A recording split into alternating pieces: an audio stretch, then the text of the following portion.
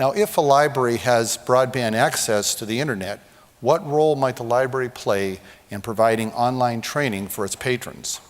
Well, we can find examples right here in Texas of public libraries helping patrons access digital information to assist them in finding a job. How many of you in your library provide online access to to job openings? Almost everybody, very common. This morning, I'm advancing the idea of the public library increasing its role as a hub for online training, not just for information. There are hundreds, probably thousands of free or inexpensive online tutorial resources available today. Unfortunately, they are poorly organized and vary considerably in quality. The public library might consider serving as a clearinghouse for locating and accessing quality or very low-cost online training opportunities. Does the term collection development ring a bell? Because essentially it's a collection development task. This collection development effort would be best augmented at a national or state level and made available through library consortia. I've heard the word cooperation and collaboration many times, and this is what it's going to take. Now, there are examples of this. The state libraries partnering with the Learning Express Library as an example.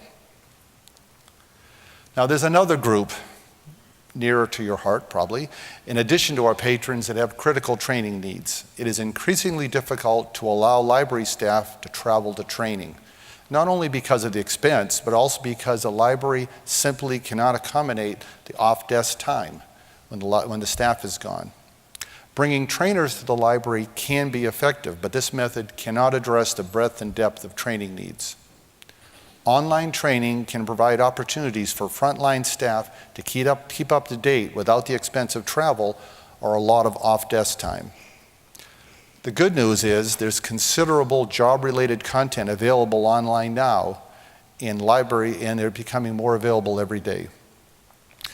While I've been involved in the development and delivery of online training for the last 10 years, particularly in the library world, I am compelled to point out that in the vast majority of cases, this potentially powerful tool is not being used sometimes in the way it should be.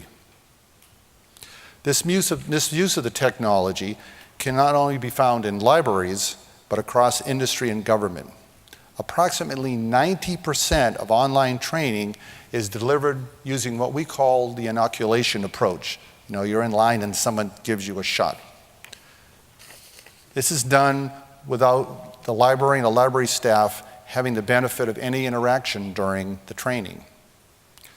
Though they may temporarily master the content, our research indicates little long-term learning or retention.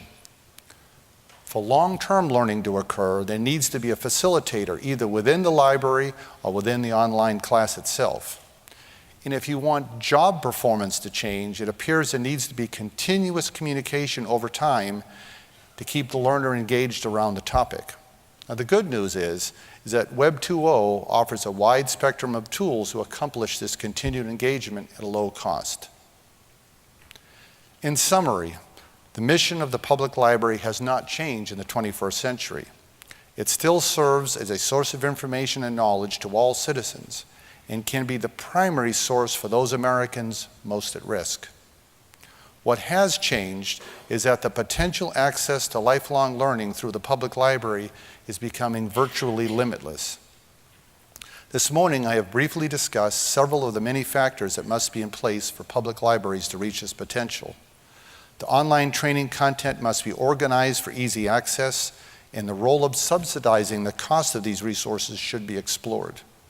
Secondly, we must examine how the online training is delivered to maximize its impact. Finally, fundamentally, and to the point of this gathering, we must spread the word that a dirt road access from public libraries to the information highway will not be tolerated. Thank you.